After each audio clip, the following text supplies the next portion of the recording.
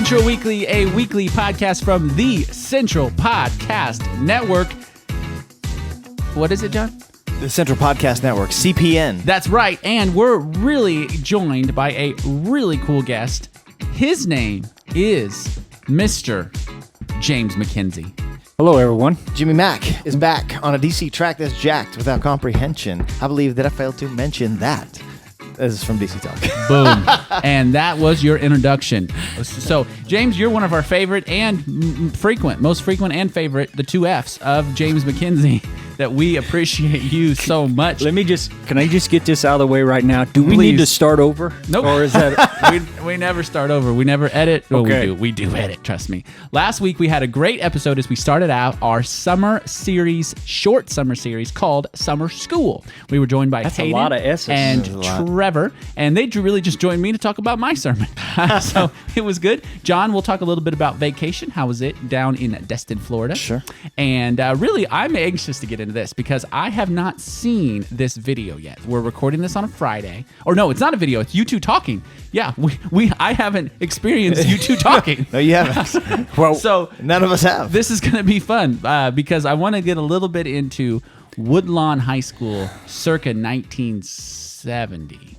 I don't know. When did you graduate from Woodlawn? 81. 81. So yeah, circa late 70s. Okay, so here's what we're going to do. And we're talking about the lesson. And the lesson really is all about considering others better. That's a great title. Yep. Who Thank you. selected that title? You did.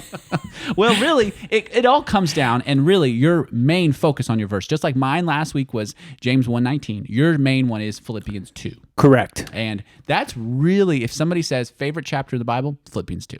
That would be mine. Wow. Just because it's such a pivotal point in Philippians. I'm just keeping the P's going. Nice. But Pivotal really, just point in Philippians. you get such a good nature of who Jesus Christ is. And it really sets you off on what your nature as a Christ follower of him should be. That's interesting. James, do you have a favorite chapter of the Bible?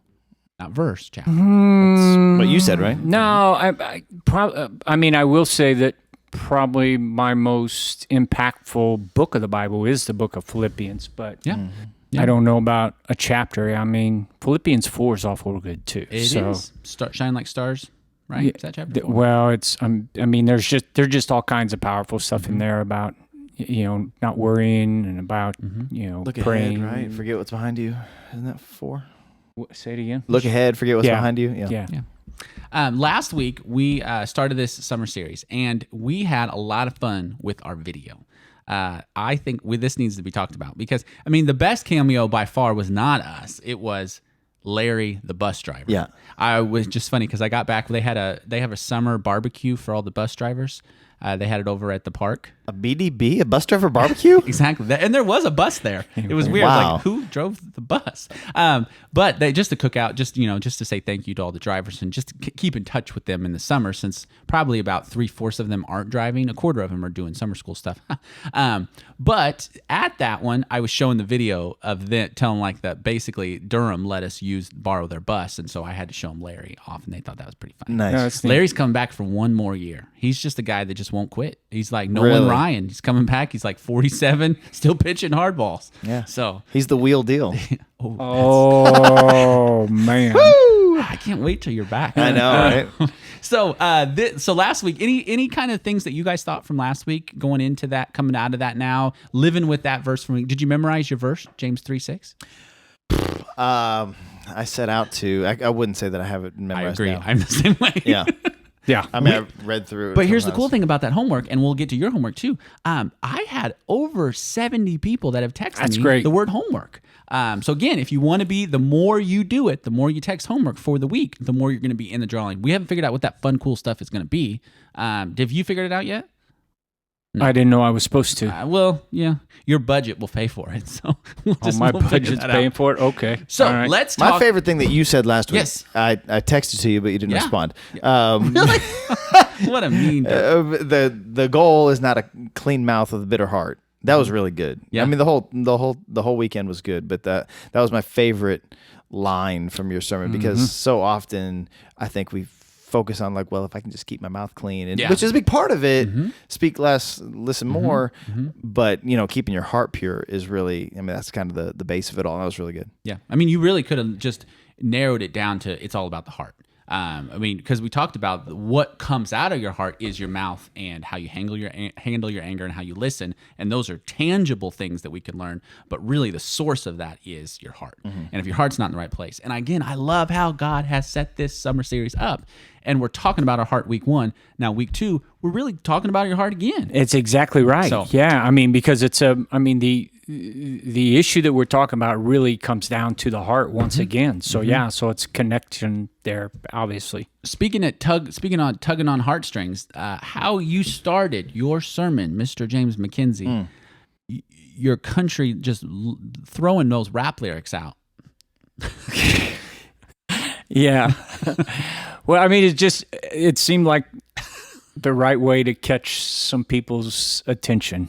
Is that how you started the idea of your sermon, or did that come during the writing process? What came first, the chicken or the egg? No, probably the idea behind the sermon came, and actually, the idea behind the sermon came from my wife. She said, "Hey, why don't you talk about this?" And I remember we were taking a walk, and she said, "Hey, I got an idea for you. How about talking about this?" I said, "Oh, okay." And then, as I'm kind of playing through in my mind how I wanted to introduce it. Yeah. Yeah. So- And here's the thing. Difference between, I think, last week and this week, it's pretty obvious that Jared LaCrone struggles with keeping his mouth shut. But Mr. McKinzie, you essentially saying you struggle with a little bit of, keeping yourself humble. Well, I think that people need to, I wanted to kind of, I don't know, start off in a way, singing that song where, it's, this person talks about themselves all the time and vocal about their accomplishment, all that kind of stuff. But I also know that kind of being self-focused and not considering others comes in a much more subtle way. Yes. And maybe even, and I kind of say this in the sermon, maybe even not where it's openly apparent to other people, maybe even people don't even realize it about themselves. And I think this is probably a struggle of mine. Yeah. So it's good. Not just a struggle, but I agree that it's an issue that is such a prevalent thing. What? I don't know what's going on. This every episode this happens. John gets quiet. James gets nervous. No, I'm just checking if he's still awake over there.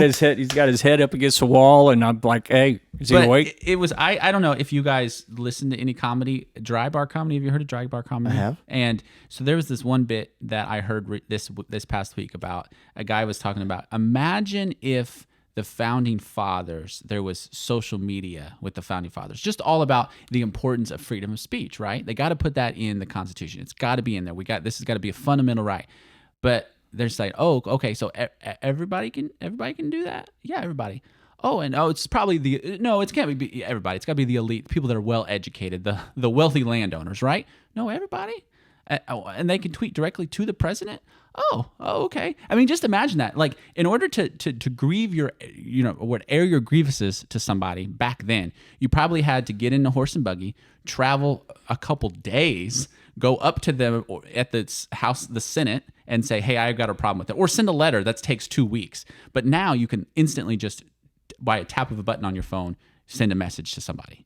And it's just, did the founding fathers understand freedom of speech when... Would they have said that's as important as we need to establish our country with now social media being present? It's just kind of a funny thought. Again, the joke's a lot funnier with a comedian.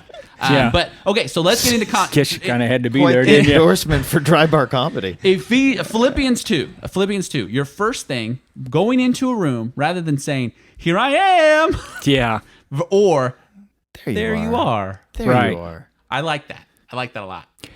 Well, that Mark Batterson provides some really good commentary on that. Yeah, and I think it really my hope was that it would paint a picture for people that when you walk in, what is your mindset?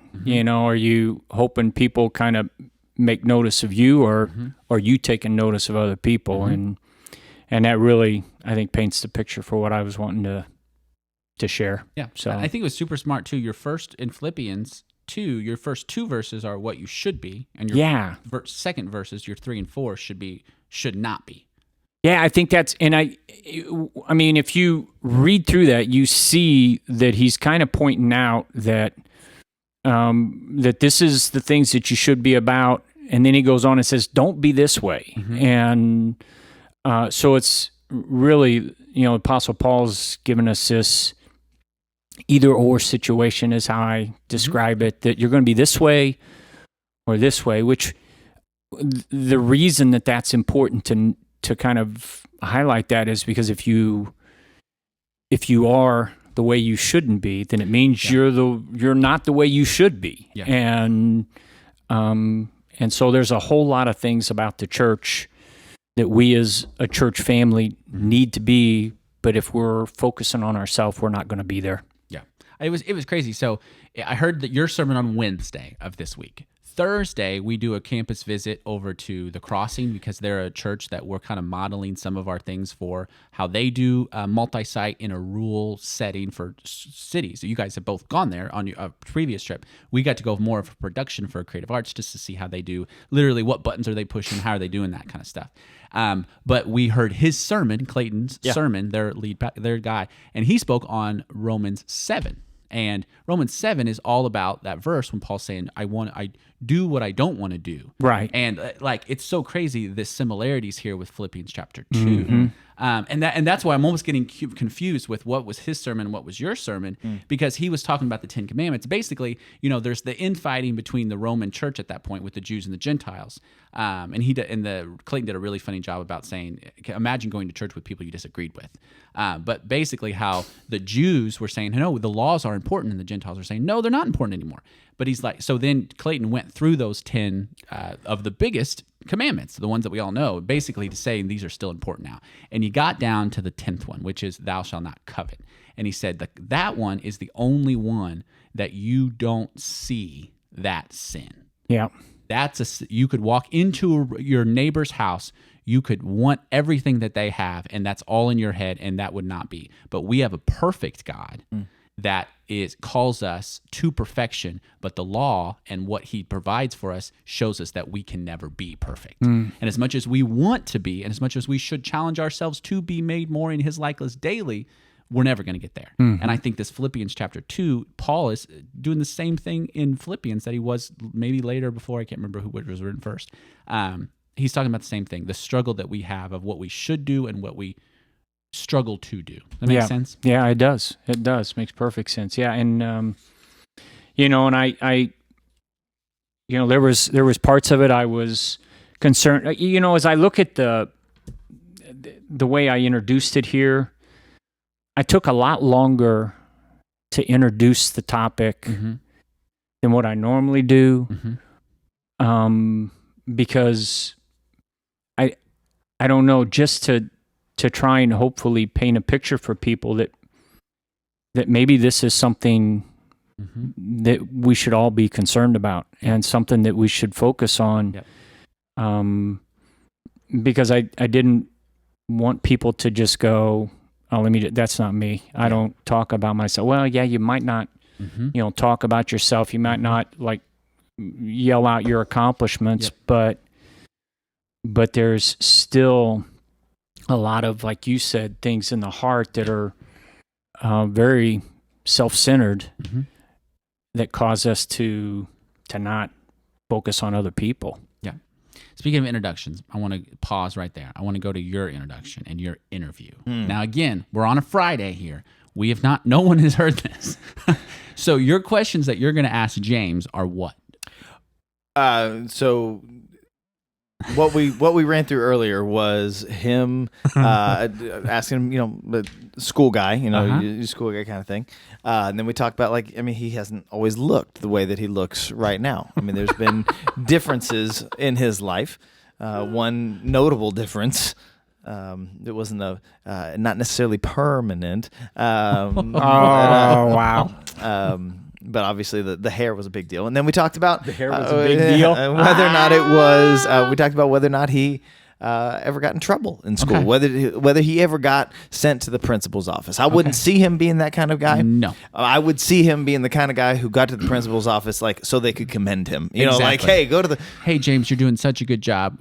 Before you do the morning announcements, Yeah. I wanted to call you in here to just tell you. What were the main things you did in high school? What were your major extracurricular activities? I mean, sports was a lot. Basketball, baseball. That's really all we had at That's Woodlawn. So, and just hanging out with friends. Leanne and I dated most of my high school career, and so therefore, and so we spent a lot of time together. But so you've been dating, or you've been in a relationship with Leanne. What's her maiden name? Johnson, since at least 1977. Maybe let's 78? see. I was a sophomore. She was a freshman. Okay. And so let's see. I don't know. Yeah, about that. About 77. That's crazy. That's crazy. Awesome too. Yeah, I mean, really, that kind really of commitment, is unheard of. Yeah. So no other extra. I mean, you're big fisherman. Did that in high school? Yeah, I like to fish. Yeah. I do a lot of fishing. How many generations went to Woodlawn? Were you the first, or was you second? No, we were. I was the first. You were the first. Well, my sister and myself, and then my cousin, who's like my brother. We went there, but we moved to Woodlawn when I was going into 8th grade. Okay, so baseball and basketball. Yeah. What were you best at? I don't know, baseball probably. Yeah. What position did you play? Second base. Second base. It's funny because we talked, as you can imagine, Trevor and I talked about how we were, college athletes in baseball. Yeah. But Hayden, who won his state championship, he didn't play college sports the way we did. Yeah. And we didn't even play in high school like he did. But yeah, I miss baseball. Baseball was always my favorite, and I could see you playing second base. I loved it. It was, it was a lot of fun. My cousin, who, again, like my brother, there was a time then when he was 2 grades in front of me, and so he played shortstop. I played second base, so that was fun. That's cool. That was really neat. So, so back now to this question. You teased it. I'm gonna talk about hair. Your best hairstyle growing up. Obviously, James, yours had to be your permanent. Well, right? Or is there something else? No, I mean, if you ask me, yeah. I still remember, I don't know if I told you guys this, but I still remember, I remember calling Leanne up and saying, hey, I've got a surprise. Wait, she didn't know about this? Oh, no. And I stayed together. I got a surprise, and she said, and I said, I'll be over. And I went over. I still kind of remember the look on her face. And she was like, I hate it. And I'm like, well, it's going to be here a while because, it's not a temp. No. It's a perm. It's a perm. And so, so if you ask me, I loved it. So what was your hair like before the permanent? Was it longer? It was long. Yeah. It was long. Pretty long. I mean, covered my ears. Okay. And we're talking the because late... I've always had like great big ears, so I always cover them up with the hair. So we're talking late 70s. That's a popular thing. Other students are doing that at that time in Woodlawn. Doing the permanent? No, not really. I was so I was the first one to do it, and then it's like 4 or 5 people on the baseball team did it, which was kind of fun. Then did you show pictures in service? Yeah, I think we're showing one. Because I could literally see that. Your baseball cap on, and then just the hair. Oh yeah. You should. We've got the yearbook. I'll show you that. Good. But yeah, it's yeah. So John, as you have had many hairstyles, I have as much as I've known you. You cannot. I don't think you can. Really 15 years you've been here at Central. Oh yeah. So your best hairstyle of your life. Best in my eyes? Yes. Oh. In your eyes. Yeah. I can't ask somebody else's. Sarah really liked. I don't know. I mean, I had long hair at one point, which was fun for a minute. How long was it? Shoulders? Was like, oh, yeah. Oh, wow. Yeah. How old were you? I mean, I worked here. Wow. I didn't know it was that long. Yeah. I also had a perm in my life. Did you? What? Yeah. Wow. Yeah. Like what kind? Like a curly one. What are you doing making fun of me then? I'm not making fun of you. This is the humility of John Henninger. No. He has the ability to let someone else go for what they and not even bring it up himself that he had one. No, I'd be all over that. I had no. I had Well, a perm that as just well. is. How old were you? Senior year of high school. Gosh. Yeah. Yeah, I had a You wanna perm. borrow this? I've shaved my head, like Bic Razor shaved it. Wow. Actually, when we went to do a visit at Central Bible College, Yeah. like you do the experience, you stay overnight in the dorm, whatever. And Yeah. some friends and I decided, let's Bic Razor shave our heads. And we did that. And that's when I discovered I have this mole on the side of my head. And that was after the perm. Around that after time? No, that was after the perm. Yeah. Wow. Well, not before. Obviously. My best hairstyle, my hair hasn't changed that much. But in middle school, like 5th, 6th grade, I had that traditional bowl cut, but they would fade it up. There's a name for it, and I've been told, and hope if Melanie's listening, sorry, I can't think of it. But where they shave it like all the way up. And so it's really just like really bouncy. You know what I'm talking about? A high she fade. just said this to me I the other know. day. Undercut? An Is that what it is? yes. Undercut? An undercut, like all the way up. So it's almost Yeah. like you can have a mohawk if you spiked it up. I'm not that cool. Right. But I'm not done. Yeah. Larry, the barber, he would take his plastic stencil that was a Nike swoosh. He would put it in the back of my head, and he would get out his razor, and he would put that Nike swoosh. That is so cool. I was never cool enough to wow. have that. I was that never cool. able to have that. Larry the barber. Yeah. Shout out to R.I.P. Larry the barber from Effingham. It's not Larry the barber and Larry the bus driver, not one and the same. Are No, they? not the same person. Okay. No, don't confuse your Larrys. But that's fascinating that both of you, senior years, right? Mine was my junior No, year. junior year. But in I think I high started. school, I think I may have had it as all the way to my the senior perms. though. Yeah. Wow, that's just I Yeah. don't think we can move on from that. I don't Yeah, have no. anything else I mean, to say. I get it. Okay, so Yeah. let's get back to the sermon, okay? Because I think really the best way to change your heart in a lot of ways is to take your mind off yourself, right? Yep. And to keep your mind off yourself. Your number one solution really that you're presenting to us is to pray for others, right? Well, yeah, and I say in the sermon that I don't want. I mean, I want us to walk out of church with more than just try harder to be selfless. And I don't know what I have found for me that works best is just to step up my prayer life and praying for other people, because it's pretty hard, especially when you're praying for the hurts and the pains and the needs and struggles of other people. It's really hard to focus on yourself when you're doing that. Yeah, it puts things in perspective. It really does. And so that was I think the big takeaway from it. But give us a little insight on how you do that, because I mean that's a known, people that know you, they know you are going to pray for them. How do you do that? How do you organize that? Is that something you put in your phone? You got a journal for that? You mean the prayers? Yeah. Yeah. No, I actually have a. Because I could see a binder. Yeah. Well, yeah, I actually have a Word document. Okay. And anytime someone says something to me, I have things that I pray about.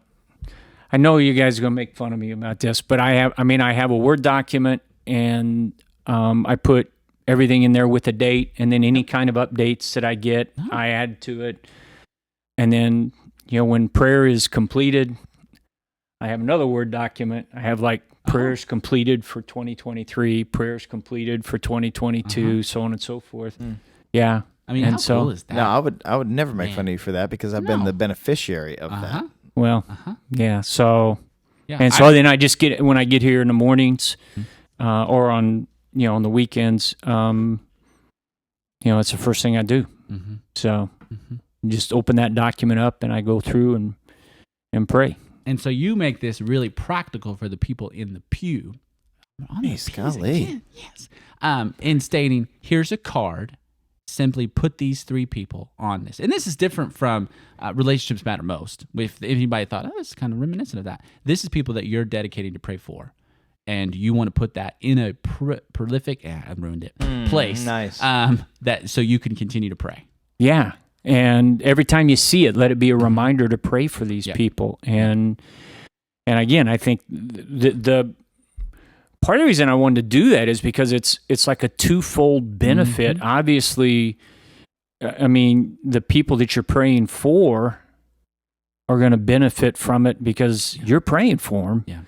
But then the more you pray for people, the more it's going to take the focus off of yourself, and you'll be concerned about others. So that was my mindset when I came up with the idea. So yeah, prayer's a lot like short-term mission trips. You go, you do it because you want to do something for somebody else, but then you change yourself when you go.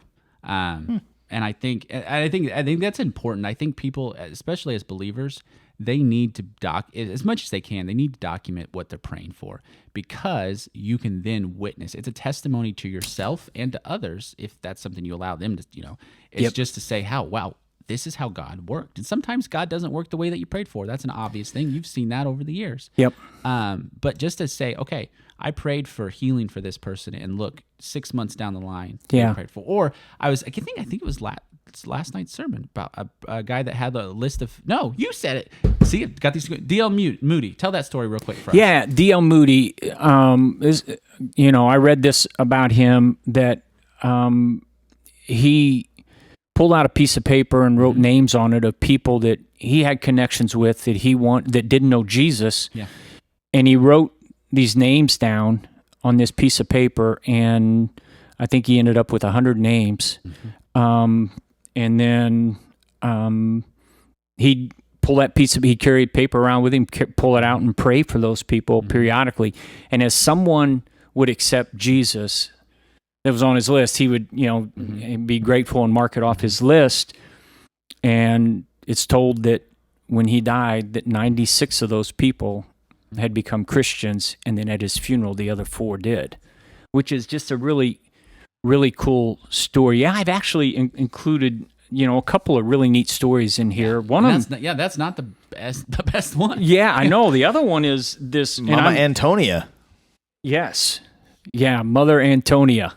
Yes. Yeah. Yep.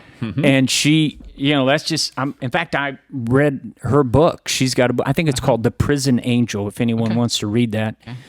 And, this is straight out of her book, just a lady who grew up in a pretty, rich environment. And those celebrities that you named, I don't know if anybody knew who those were. John, you know who those celebrities were? I can't remember who you named. Well, William Powell, but the one I thought you may know would be Dinah Shore. Did you say that? Sounds like a familiar name. Yeah, she's kind of like, she's like a talk show host. She did a lot of things, I think. But and again, where L.A. she grew up? Beverly Hills. Beverly Hills. Yeah, her dad kind of, I think, was a successful businessman, and they grew up in Beverly Hills. And what was the change for her again? Well, I think got her through into that life, I think through life, she went through 2 marriages. Okay. And I had struggles, and then started doing some volunteer work. It took her to Mexico to volunteer for the poor in Mexico, and that eventually led her to the La Mesa State Penitentiary, the prison there. And it's just a cool story. In fact, the book starts off with that story about the riot taking place. And that's how it starts? That's how the book starts, and then one. it kind of tells her life. But and yeah, I just think it's so powerful. The message, I had to tell that story because it's really good. It's so powerful this is, I don't know if you could come up with a better story in terms of someone being selfless. Yeah.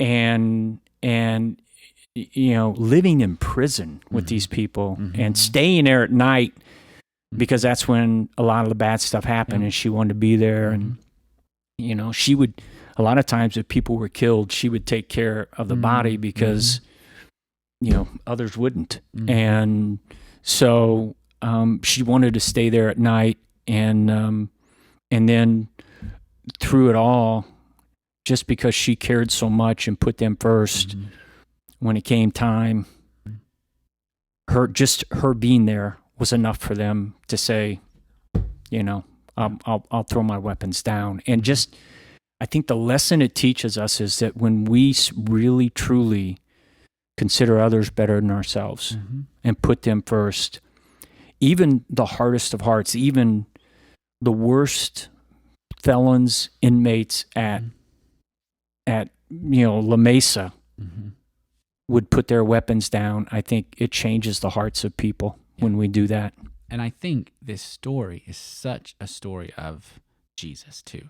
Yeah. Jesus, I mean, he had the pampered life in heaven, and he chose to come in a jail cell to be with us. That's a great point. And to be with, I mean, and that's the thing. Like so often we don't understand that Jesus displayed that humility. Yes. Throughout his life, in his ministry and in his work, but then just the act of coming here itself was the perfect humility. So I had that in my sermon. John told me to take it out. But okay, and then so your last point, God changed by heart to seek praise only. Okay, please, I don't have this written down correctly. Yeah, we read. It was your prayer. Yeah, we read Romans chapter 2, verse 29. It's something that I pray every day. I have that up in my Word document, if you will, that it says, "In a person with a changed heart seeks praise from God, not from people." And so just kind of taking that, turning that into a prayer. Yeah. And I just challenge people to pray that with me, that God changed my heart to seek praise only from you. And I think, you just, that's the point. Yeah. So it's good. Yeah. Good. And that's why it's so good to know you guys, both of you, is to love you guys and to hear your heart come across in your sermons. To know you as a friend, it just brings even these lessons even deeper for me. And that's nice. Yeah, it is nice, and it's really nice. But really, it is. I mean, to know your heart, to know what, and to know maybe this is a struggle of yours. It helps me. It makes me like you a little bit more. Well, didn't know that was possible. Yeah, I appreciate that. My stuff now. Here, let me tell you this. This was my biggest concern, and this is always like a concern whenever I put a message together. I always talk to John about this, but up front, just saying some things where I'm trying to paint this picture of what it means to focus on ourselves too much, and I talk about one of the things, about how. Quite possibly the person that we take the most pictures of is ourself. And then we call it, this is what makes it really crazy, we call it a selfie. And so I wonder, I worried slightly about how that would come across for people, but, I think, I say this in the sermon too, that I think what happens is, I think over time, gradually, and really, I think without us even noticing, this world that you and I live in has made having a self-serving heart not only acceptable, they made it normal. And celebrated. Yeah, and celebrated. And it's why I say things like, that we're taught to, even if we think we've even in the slightest bit been treated unfairly, you got to speak up about that. Yeah. Or even if, you speak out about your accomplishments, because if you don't, no one else will, and so it's just happened. I wanted people to really see, kind of to wake up to, I think maybe we're being more self-focused than what we think we are. Yeah. And that's how I ended that sermon last week, saying you're a person that's willing to be mocked, willing to be misunderstood. That's a big deal. And that, again, you're not thinking of yourself. And you get in an argument with somebody, I get in an argument and I get so frustrated because maybe they didn't understand what I'm trying, my heart behind it. I'm like, you're not understanding what I'm trying to say. So I feel like I got to throw all these words out there. And I feel like we do that in life too. You have to understand my position. And you, not only do you have to understand it, you should have it too. And if you don't, I'm going to tell you. But that's not the act of Jesus. Jesus in his ministry, he was willing to be misunderstood, willing to be mocked. Because that's, I think, why he didn't speak so straightforward in a lot of ways, and it ticked a lot of people off. he would go up and he would maybe say something in a way that like it wasn't the answer they were looking for. Right. He'd kind of talk. Not, I don't want to say around it. And he wasn't talking out of both sides of his mouth. He's the perfect. But it was the fact that he was willing to be misunderstood. If a Pharisee went away mad, I would have like, no, you don't understand. I mean this. No, Yeah. Jesus, like, let him go. I can't control them. Yeah. And I think a lot of times we try to control them by our words, and trying to control them is pride. It really is. Yeah. Yeah. And you're right. Jesus is a perfect example. I didn't put this in the sermon, but but those next few verses in Philippians 2 talks about Jesus being the example for us, because it said, exactly what you said. He's in heaven and he comes here and it says, although he's God, he doesn't consider equality with God something to be grasped. And so, if anyone could walk into a room and say, here I am, it's him, but that's not the path that he chose to take. And again, it's all about perspective. Yeah. You are a child of the King. You have that dignity as his son and daughter. And we could go around saying, hey, I'm a child of the King. Look out. Hey, Prince coming through. But we don't. We're not called to do that. Jesus could have done that. Yeah. But he didn't. He did it a quiet way. And that is our example. Yeah. And so homework. Your homework for our people this week is the card. Yeah, they will receive a card that has, and if they're, online on TV, they'll get, they can just get a piece of paper, a sticky note, nothing special about the card necessarily, but the card has 3 slots on it to put a name in, a neighbor, a coworker, a family member, a friend, whoever, and just take that, put it somewhere where you're going to see it often. Yeah. I use the example, I think of put it on your bathroom mirror, or put it on your dashboard of your car or something. Yeah. And I was thinking the invites and the bananas. Oh yeah. No, that's the other one. Yeah, I am going to say that. That is good. But yeah, and so then just pray for those people. Yeah. So, but yeah, then we kind of end things. So I really wanted to focus on how there at the end, all 3 of us had kind of talked about this, how sometimes the safest way for people to be introduced to Central Christian Church is not necessarily coming here in person to begin with. Because you think about, am I supposed to wear a suit and tie, or what's the service going to be like? I don't know what they're going to do. Am I going to be put? And so sometimes the best way to do it is to maybe just watch on Channel 3, WSIL, or watch online. And then maybe, hopefully you'll get more comfortable with it and then come. And so these invite cards highlight that. And yes, I tell people that put one in the bananas at Kroger. I'll do it. Did I tell you what I do with the invite cards? I put them in the slot at the gas station for the credit card. Oh, nice. So you have to pull it out. So even if you want to do that, I encourage people. Wow. All those debit machines that are everywhere, stick an invite card in those debit machines. So when I went to we're gonna get in trouble. So when I went to the gas station the other day, the pump was down because it said someone put a card in here and couldn't get. Don't stick it in all the way. So, and it's funny because how you say that, I love your approach. It was a very relational. You guys talked about this, about a person. They don't want to they don't want to get married right away. They want to go on a date first. And that's when you're talking about inviting someone to church. Well, I think, it'd be, I think first. the example that I gave was the fact that, this guy and girl go on a date for the very first time and it's going well. And so, he goes, hey, you think maybe we ought to get married? And it's like, well, no. And just in much the same way, that commitment right off the bat may not be there for some people to, hey, come here right off. And I don't know. It's Central being a little bit of a larger church, and you drive up and there's a gazillion cars outside and if you've not attended church, you don't know exactly what's going on. That may be a little scary. Check us out, WSIL.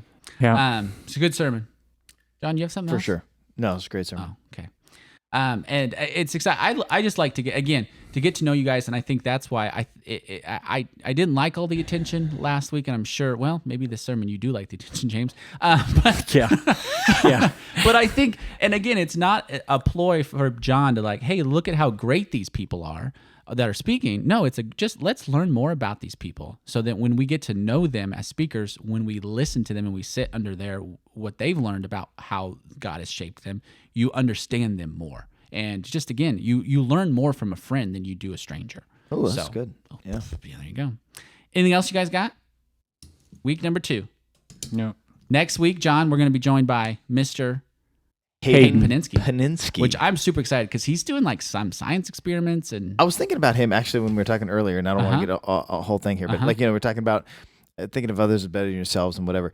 And yesterday, there's a guy in the church who has been, we've been wanting to get to know each. I mean, like he's new to the church and he's wanting to kind of get to know some stuff and whatever. And he golfs, and I do not golf well, but I said, golf. I said, I'll golf with you. Let's go golf. And so we went and golfed, and Hayden golfed the front 9 with us. And this other guy is a great golfer. I'm not a good not even a good golfer. You golf. But Hayden, he's one of those guys that tell you like, I'll show up, I'll play, whatever, I'm fine. I mean, he comes out and he hits a 33 on the front 9, and that's with a bogey. Like he's just such a good golfer, but he's not building himself up before he, like his actions prove him to be better than what his words would lead you to believe. And I think there's a lot to that on a spiritual level. Yeah, it really is. And that's the thing. He's a quiet guy that can do a lot, and people don't know that about him because he's not telling them. They know it when they see it in his life. Yep. I love Hayden Puttin. I'm glad we're going to get to hear from him next week. It's been a good series so far. It's continuing. That's because he's the only one that's... Yeah, it's been a great series so far. Again, we're recording this on Friday. Friday afternoon. It's been a great. It's been a great series so far. I'm the only one who would have spoken. Going downhill after this. So that's it for episode number 72 of the Central Weekly. Thank you so much for listening to us. What do you have in your hand, James? It's a hair pick. That clarifies it. When you say hair pick, you kept talking about a pick. I know. And everybody messed thinks up. it's like a... I know. It's a hair pick. What? What do they think? Like it's a picture. That's what everybody It's a picture. He's like... Yeah, it's a hair pick, and I guess we'll probably show this. You're going to have it on stage, right? Is that an Italian pick? It does. It kind of looks that way. A Mexican pick, perhaps? Hey, I mean... Here we go. But yeah, it is... and I was just so thrilled that when I was looking for a couple of actual... pictures that this thing fell out, and there it was. So and cool. It's the one I had in high school. Needs to be in a glass case. It really does. I know. We need to do so good. Yeah. All right. So that's it. Episode 72, The Central Weekly. We'll be back next week, episode 73, week 3 of summer school. Mr. Hayden Puttin, like we said, and he's going to say, get this title. I did not do this title. Rethink How You Think. How come you didn't change his title? Because it's good. Have a great week, everybody. Thanks for listening.